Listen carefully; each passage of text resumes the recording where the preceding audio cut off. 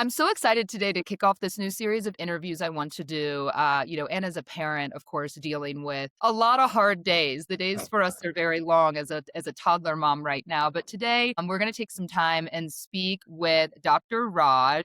Dr. Raj is actually a board certified pediatrician, over 20 years of experience in both private practice as well as outpatient clinics caring for underserved communities. And today, I'm really excited because we're going to dive into some great topics, including discipline, overall health and wellness of our kids, some hot topics like GLP-1s when it comes to adolescence, and some other things that I've had some burning questions or gotten some questions from some of my following on here. But Dr. Raj, you're a pediatrician, yes, with a lot of experience, but you're also a mom, right? Yes, yes. Thank you so much, Jenna, for having me. Yes, I'm a mom of 2 boys. One is 18, I can't believe it, and one is 15. Wow. Do Yeah. you still remember the toddler years? I mean, of course, treating other parents, with toddler kids, but you remember all the toddler years?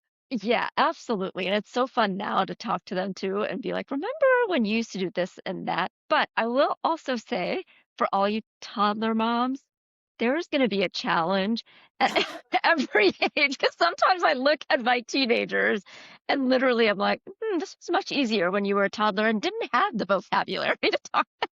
Right. It's always a different struggle. I It is. try to be very wary of the whole "just wait" because you get No. that a lot as a parent. "Oh, just wait Yes. until," and I actually try to be very self-aware of how lovely this time is because even though it's difficult, they need you, they wanna snuggle you, they're very loving, and I'm sure once we hit those teenage years, I'm gonna get more of the "I hate you, mom," than the "I hate you, I love you." Yeah. No, you're absolutely right, and that is one thing I tell all parents is don't think, "Oh, just wait, it gets worse," or "Just wait, it gets better," because every single stage has its challenges and has the loveliness to it, but it's beautiful. I love being a parent. It's one of my favorite things, and it's really a mindset shift too. I think that one of the more difficult things that I have found is discipline, and I thought I'd be the easy parent and my partner would be the tough parent. Sometimes it's kind of the opposite, or sometimes, we try to be on the same page, but I think what we struggle the most with right now is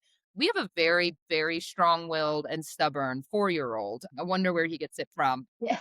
Both my partner and I were that way, and our moms remind us of that all the time. But everything right now is a battle. It literally, our lives are one battle after another, from the clothes that he wears, wanting to change again, to what he's eating, to the negotiating and all of that. What is kind of just a great recommendation? Because we struggle. Yeah, so a couple of things. First of all, Remy is so darn cute, so I have to say that.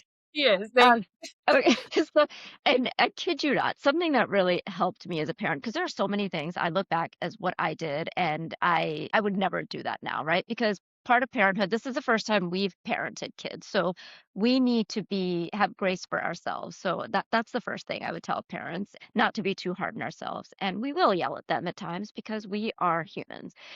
But the thing that really, again, helps me, and I say this over and over again because it shifts my mind so that I can then parent more appropriately, is my child is doing what they are supposed to for their developmental age. They are testing boundaries, they are trying to get away with things, and my job as a parent is to figure out, how do I handle this? So it's almost like a mystery. And I know you might be thinking, and people listening might be thinking, I don't have time for this. Like, you know what I mean? Like when we were little, we just did what we were told. And you know what? I've said that too, but it's a different time period. And a lot of us who did do things like that, we look at how we are now, like, oh, was that really the best way? So that's first of all the mindset that I have. And then the other thing is, disciplining is what every child needs. They need boundaries, right? Disciplining is not a bad thing. It's not punishment per se. So when you have that strong-willed child like you do, A, it's a blessing because those strong-willed kids are going to end up being strong-willed teenagers who don't fall into peer pressure. They're going to end up being adults who know different from right from wrong. And that's what we want. That's what the world needs more of. But, in terms of disciplining, yeah, just kind of think of it as, okay, they're doing what they're supposed to. Now my job is to figure out, what is it they really need at this time? What is it they really want? And how can I do that? So like you posted yesterday, and I love this because everybody has gone through this. Like you're talking to your partner and your 4-year-old comes in and they're like, "Mommy, mommy, mommy," or in your case, it was papa, and they're trying to get your attention, and you really just wanna say, "Go away, I'm talking to someone, can't you see?" But right? No adult conversation can be had anymore in this house. Yeah. Right, exactly. So, I mean, but what you said is true. It's you could do 2 things. One, you could say, "Okay, I'm when my child is around, I'm gonna really try to focus on them," but that's impossible, right? Because, we don't live in mansions, like, where we can go to a different room for a different conversation. That's not realistic. So that's where okay, what is my child trying to tell me? They want my attention right now. They're probably mad that I'm talking to someone else and ignoring them. So, how can I de escalate the situation, give him what he wants, but I still want to talk to my partner? So, that there's no right or wrong way, but something that I would recommend because, yes, you could just give your child all their attention, but that's going to end up being permissive parenting, right? And that child's always going to think I have their attention versus turning to them, getting to eye level and saying, I know you want to talk to me right now, but I am talking to daddy. So I will be done in about 10 minutes. In the meantime, you can go do this and then I will come get you. And again, I know probably you're listening and parents are listening and they're saying, okay, I've tried that. That doesn't work. you know, it has to be kind of repetitive. And so where they hear this over and over again, so that eventually when that situation happens the 5th time, they're gonna get it on the first try. I think I find myself more of a struggle over the little things, to be quite honest. Like, he doesn't want to wear the outfit. I gave him a choice. He put it on. Then he doesn't want to wear it. He wants to wear a turtleneck and he wants to wear, something else to the playground. I'm like, you're going to be hot. Do I let him change again? Do I do it? Am I a weak parent or do I just say, no, you had a choice. I know this isn't what you want. Next time, that kind of repetitive behavior of like being calm, right? But saying no, do we say no? Because then it turned into this whole hour between grandma and Francisco. And I finally just said, that's it. Like, if you want to put the turtleneck on, we're not going to the playground because, and then I go, is this ridiculous that I'm not letting my 4-year old change his clothes for the third time to go to the park, even though, I got so exhausted by it that honestly, I just didn't even, I just went and did work. I was just like, I'm not going to fight with you, but I'm not going to allow this either. And I ended up and then I felt like a bad mom, like I was like, I'm just out. No, so let's throw the word bad parent, bad mom, guilt. Let's throw all of that out because 2 things can happen at the same time, right? Like you can love your child and want to give them the freedom to do things and you can have boundaries. So let's just throw that out. Everyone is the perfect parent for their child unless they are literally beating them, right? So that's what I say. So like in situations like that, because I have been there, and this is one of those, oh, I've been there, especially with things like coats, where at a certain point I just gave up. I'm like, you know what? I say to myself, like in your example, right?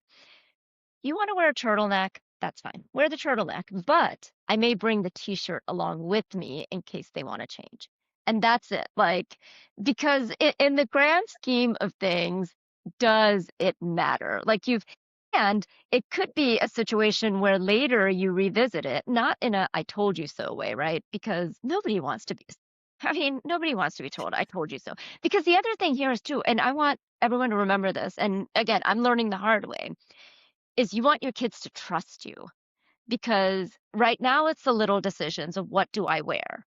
Mhm. But that trust builds over time to the bigger decisions when they're facing peer pressure, drugs, vaping, things like that. So you want them to trust you. So in your example, so first of all, what I'm saying here by no means is like, oh, you should have done this, you should have done that. I was not there. I would never in a Tell me, million years do tell that. me. Oh, I need to hear. yeah. But you did everything I would tell a parent to do, right? Like you gave a strong-willed child, you told them beforehand, here are your choices of clothes. And they decided they didn't want that and they wanted the turtleneck. So at that point, an option could, in your head, you're like, yeah, you're crazy, right? It's hot outside. But what you may want to do is just say, tell them, especially because now they're at 4, he has some reasoning. Be like, I think it's hot outside. I would not suggest a turtleneck, but if you really want to wear it, put it on, let's go.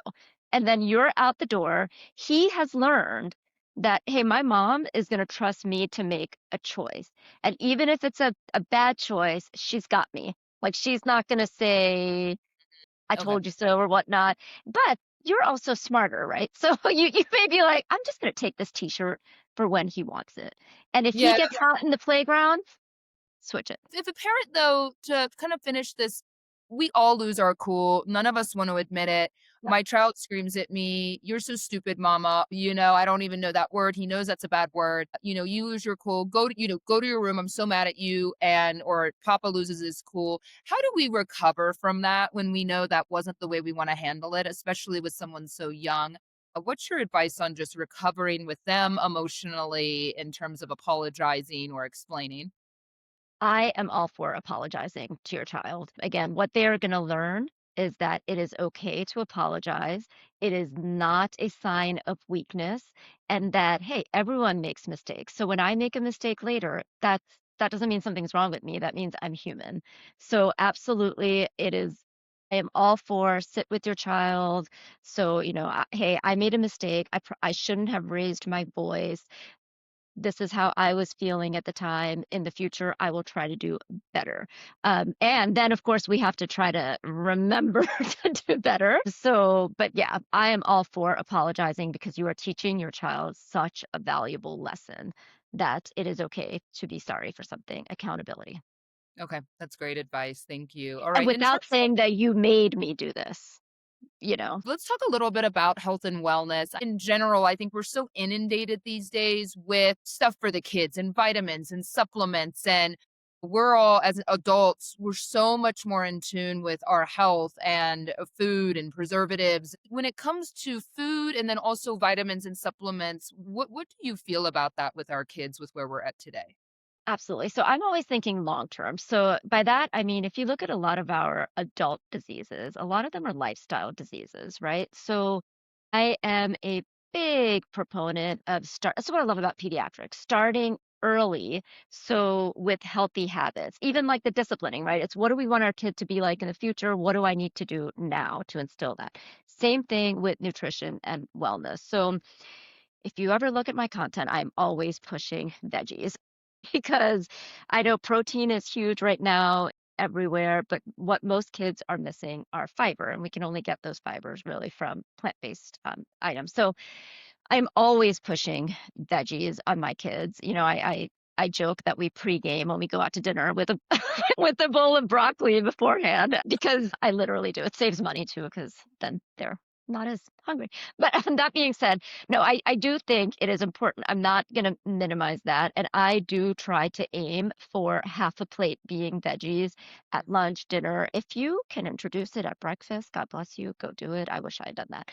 But I think that's really important. Now, when they are younger, I'm just going to give you some hard truths here, right? When they are younger, we have complete control over what they eat. By that, I mean, we are doing the grocery shopping. It frustrates me so much when I tell a parent, "Don't give your child soda or a lot of high sugar drinks," and they turn to the child and they say, "See, I told you not to drink that." Who is buying it, right? So when I say that, again, it sounds mean, but it really isn't mean. It's just the hard truth. You are in charge of what they eat at home. So if at home your pantry is filled with fruits, veggies, whole grains, things like that, they are going to be fine. So what does that mean? When they go to a party, when they go to a restaurant, they want the high sugar drinks. You don't have to like police them because it's exactly like what you said. You don't want to give them eating disorders. You don't want them to kind of not know what their body wants. But that's always been my take on it. At home, I will try to have the healthiest foods, what I can control. When they go out, I can then relax. What about vitamins and supplements and things like that for kids? How important or not important are, and which ones, if Yeah. so, for kids that are young? No, that's a great question and one that I get a lot. Your average child who is eating well, so they're getting their fruits, their veggies, their protein, they really don't need a daily vitamin, believe it or not. Now, for babies, that's a different story. Babies who are breastfed need their vitamin D. If you are vegan or vegetarian, you may not be getting enough B12. If you don't drink like milk that has vitamin D in it, then you may need vitamin D.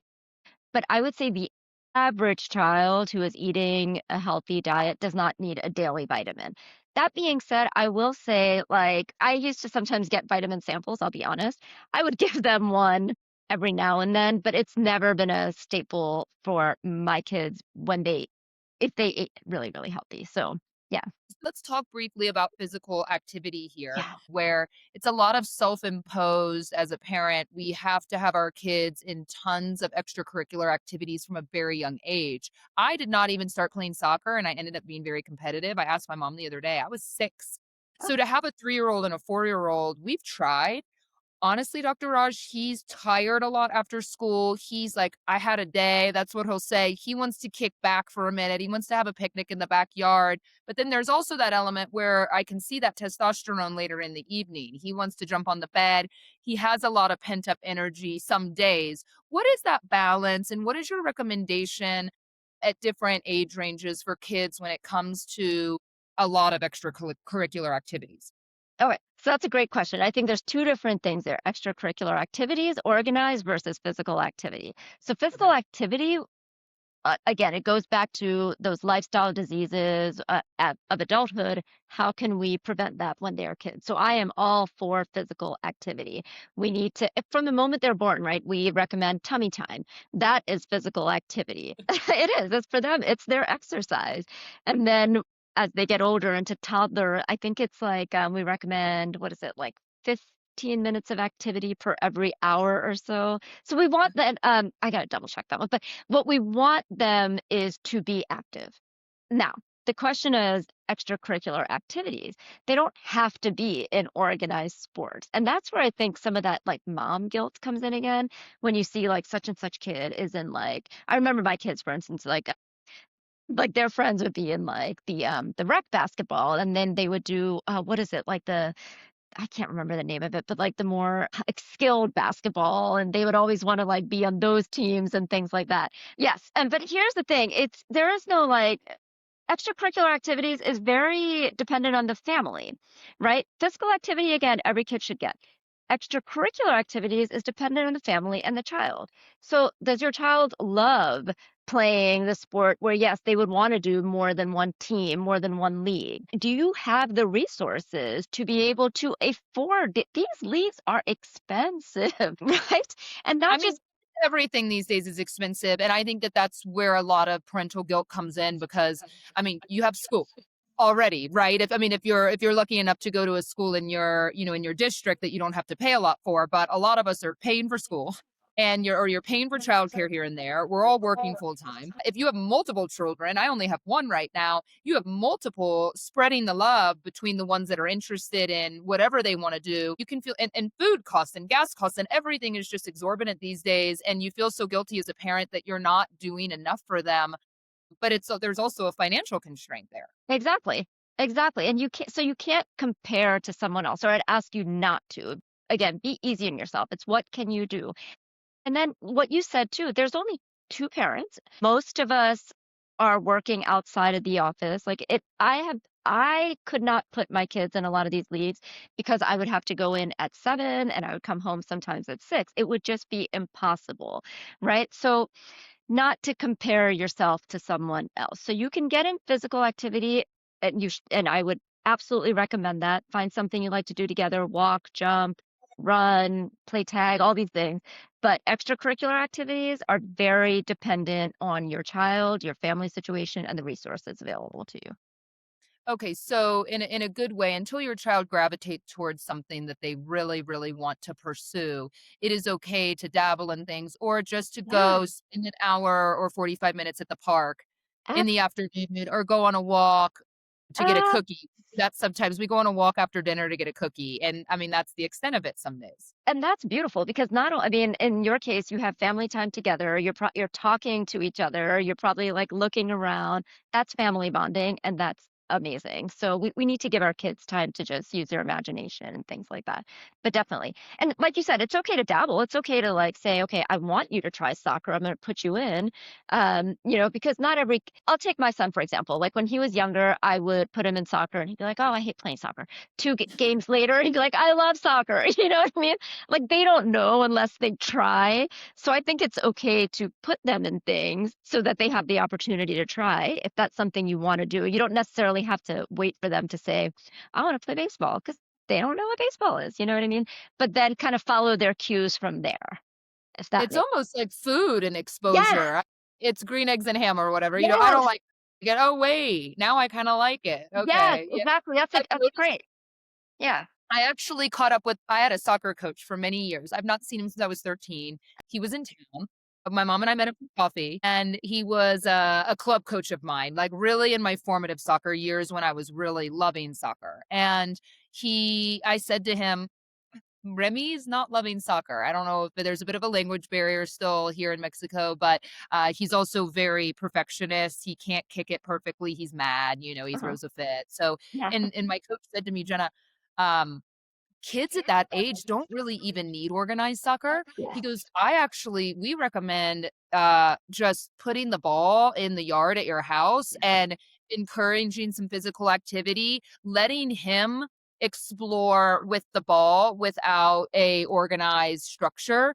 And that was a really great tip because it's so true. Usually soccer practice at 4 is just games anyway. They're playing Yeah. games that aren't in soccer. Yes. But, that makes a really good point. It's like, yeah, maybe just the exposure to the ball and to the Yes. sport without the structure of the, do this, kick it this way, do it this way. Maybe they find a love for it or they don't. Yeah, no, that's a really great coach because in this day and age, I feel like, we want our kids to be in football and we only expose them to football and that's all they do.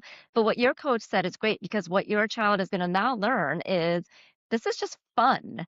Like, Mhm. I just like doing this. It's fun. And now do I want to take this to the next level? And exactly. And if you was playing with neighborhood kids or you and your partner, then, things like that. So yeah, it makes the game fun and not like, oh, I have to do this.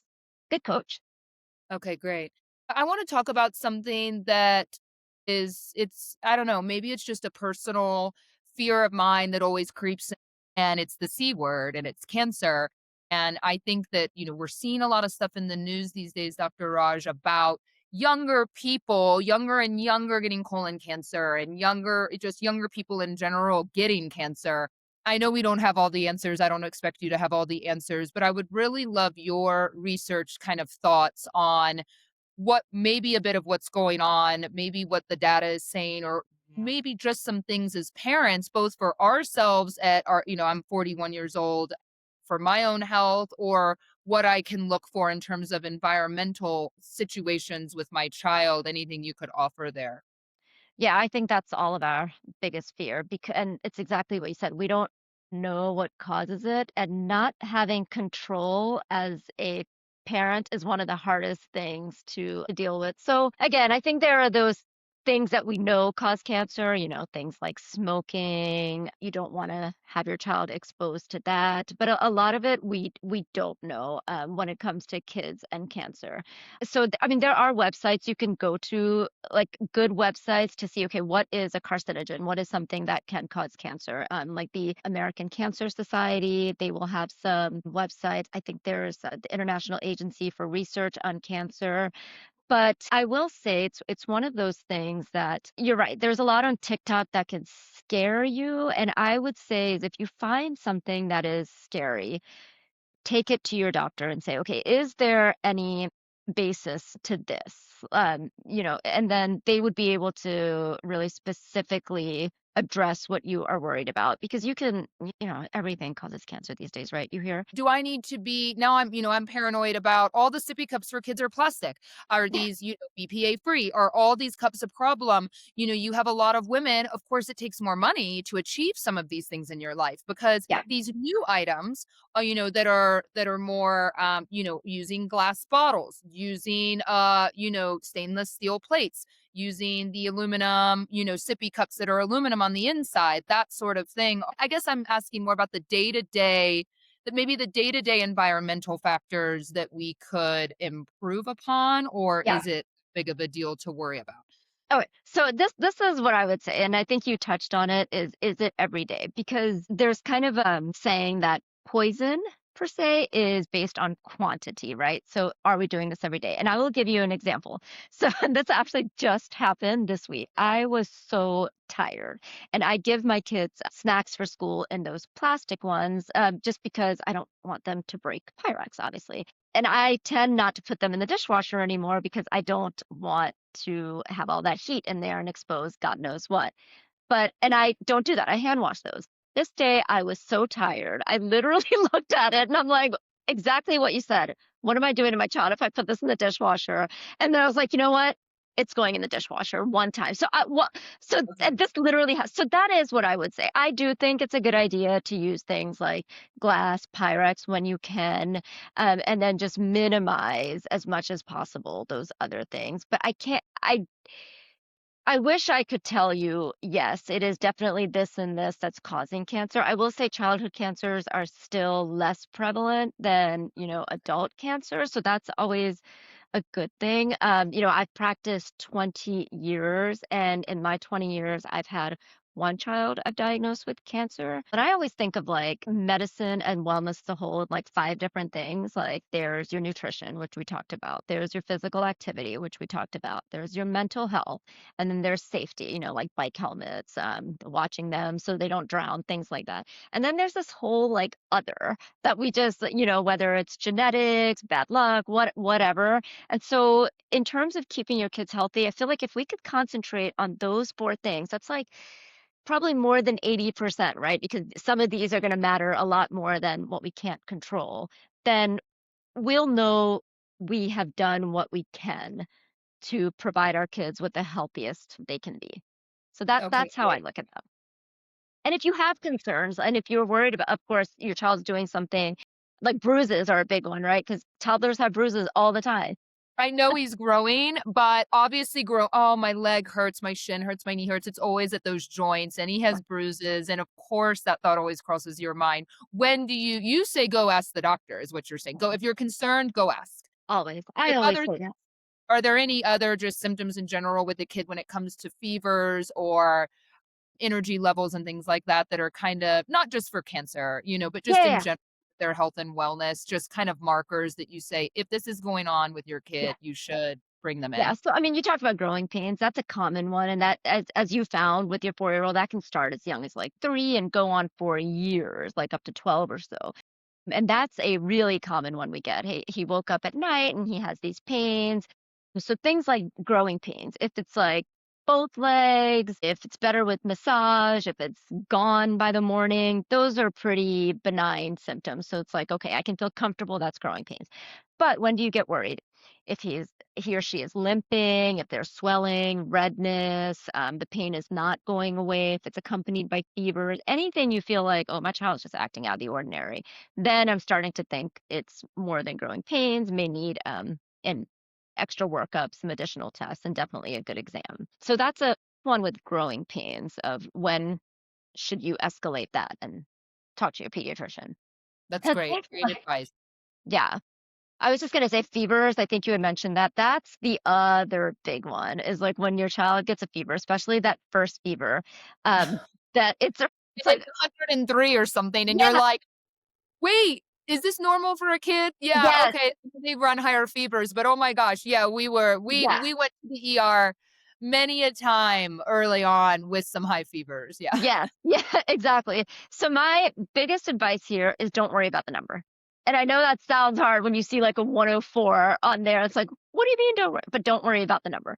If your child has a fever, treat it. And there's nothing wrong with giving Tylenol or ibuprofen. That's for a different day, but treat the fever, but treat the child. So meaning what I always tell parents is if your child has like a 101, but they are out of it. They can't move their neck. They're having trouble breathing. That's an emergency.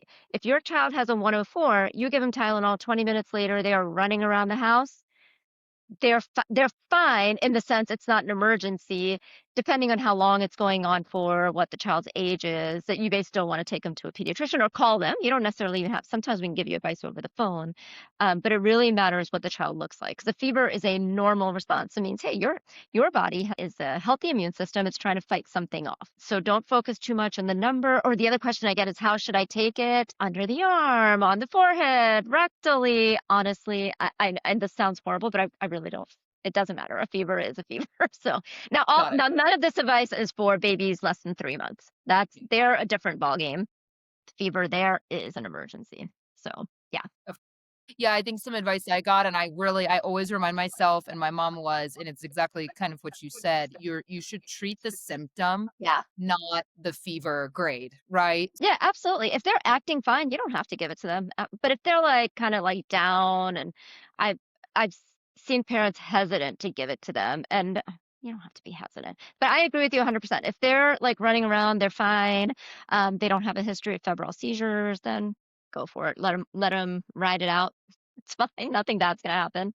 Are we ever going to sleep totally comfortably again as parents? Yeah, no, no. So, and it's really funny because at a certain point, they will sleep through the night, right? So, but Yeah. as I found out recently, now I'm like up waiting for my teenager to come home. Like I Oh need to my gosh, get that alert. driving? Yeah, How? Get it now. How did my mom and dad ever how are they ever okay with me getting a driver's license? You wanna yeah, keep them in a bubble forever, right? exactly. Yeah, no, it doesn't. Yeah, I mean, it's a different type of sleep. You really can't. Let's put it that way. Like, The worry never stops. you've never felt the joy and level of love. Yeah, It really no one can prepare you for it. Everyone says it, you don't believe them, and yeah, then you go through it and you're a changed person. I don't even know who Jenna was before. yeah. I don't even know how my life was as fulfilling before. I have one more question because I wasn't even going to talk about this, but I'm a huge proponent of GLP-1, but I have had a lot of people speak to me or ask me about GLP-1s for, a teenage daughter. Now, of course, I know providers, you actually posted recently a bit of the data on GLP-1 uses with adolescents. And I'm really just kind of curious with what that data says and what are some use cases of that when it comes to parents and their own children that may be in need of that? And kind of talk a little bit about the psychology of like weight conversations with kids as well. That is a great question. So actually, the American Academy of Pediatrics a couple of years ago, they redid this whole treatment of obesity. And one of the biggest changes is we've always said nutrition and lifestyle changes, right? But now it's with pharmacotherapy. So it used to be kind of like a do this first and then add this, but now it's do them almost Wow. simultaneously. Yeah, which is really great, I think, because a lot of again, obesity for many years has been thought to be just your fault, right? Meaning like somebody is not taking care of themselves, they're lazy, they're not eating right, things like that. But now we know there's this whole other component to it. So there are for, and you have to qualify. So you have to be, obesity in kids is a little bit different. It's based on their BMI over 95th percentile, and BMI is a whole different story, but that's what we use right now.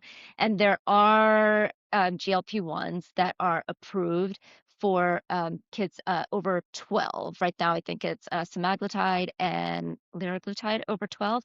There are Mhm. also indications for type 2 diabetes, but that's different. And tirzepatide is the other one that has had great effects in the adult population, and I think we will see that coming out soon for kids. There are a couple of studies underway for kids with diabetes, and now there are studies, I think it's called the Surmount trials, for kids, obese kids without diabetes. So it's exciting to see that this drug, which has changed so many lives for adults, is probably going to be available for kids. And there is pharmacotherapy now for kids as well, and it's recommended to do it together. So I think that's really exciting.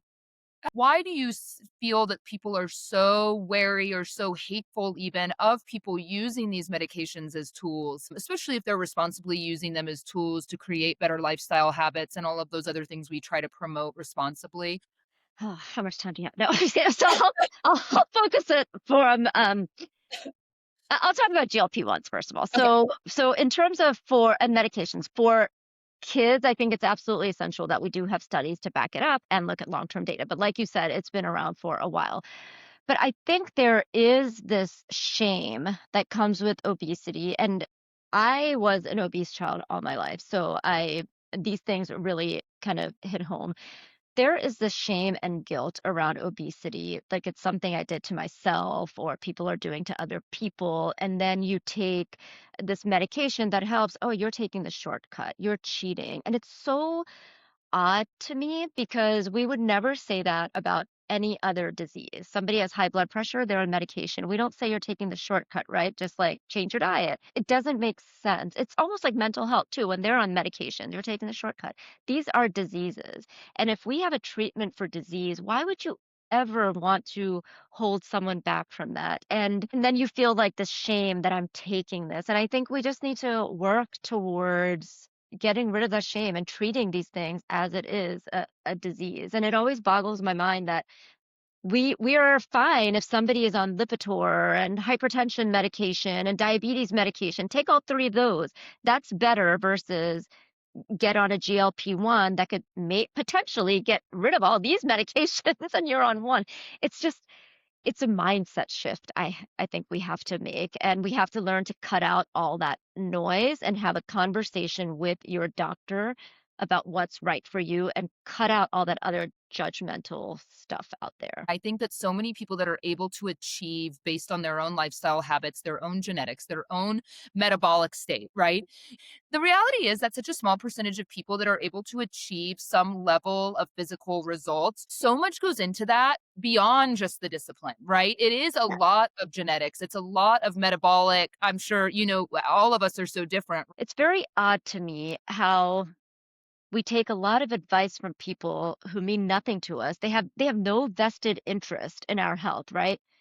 Let's block that out. The only people who care about what happens to you are your family, your kids. You're irreplaceable to them. So talk to your doctor about what is best for you and block out that outside noise. And don't ask for advice from Facebook either. Yeah.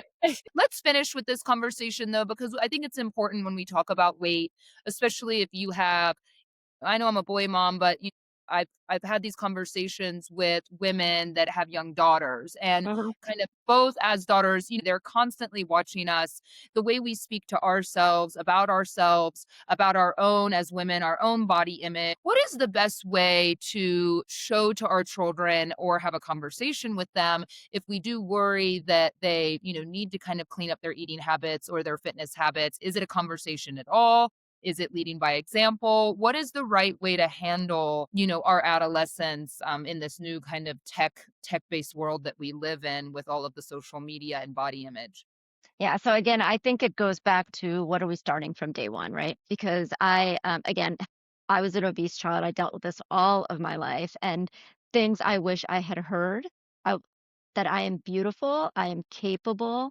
Those are things that kids need to hear over and over again.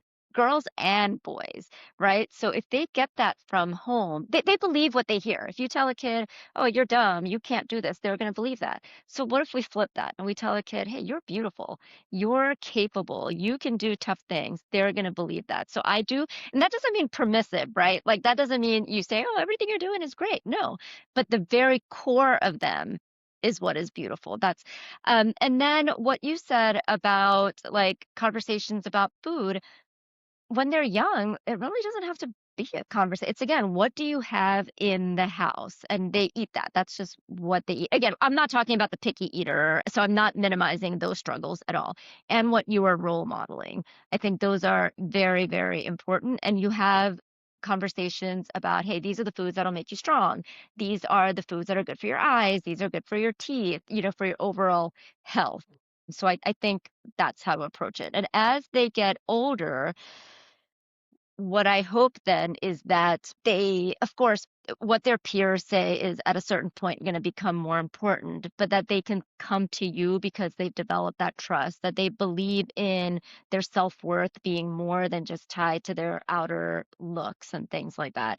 And then you can navigate those things together. And definitely studies show that kids who are more exposed to social media have higher rates of mental health disorders. So it is tough, but as much as you can try to control giving them that positive feedback, letting them know how beautiful they are, how capable they are. So hopefully they believe it and then they have the strength to navigate through those other things. It's really just more about the quiet examples we all Yes. lead in our own lives at home without even trying to create a lesson. We're just Well doing said. it really on a day to day over food, consistency, making better choices, effortlessly active, that sort of thing. Well said. No. I No, I have you said it nothing more to add to that. That is perfect right there. Yeah. Well, thank you so much, Dr. Raj. What a lovely conversation. You've been doing such a great job posting fun, interesting content about pediatrics, about things that are going on in the world. Where can everyone find you and follow you for all of that? I am on Instagram at Frisco Pediatrician. I'm also on TikTok, though I'm not on there as much. But yeah, thank you so much for having me. This was so fun. I love your content as well. And I running it just I like, appreciate it. I love a nice educational, clinically researched conversation about things going on in the world because we deal too often these days with people that are non-experts in things. I think it's really important that we really think about who we're getting the information from. absolutely. Thank you so much. Thank you so much. Thanks a lot.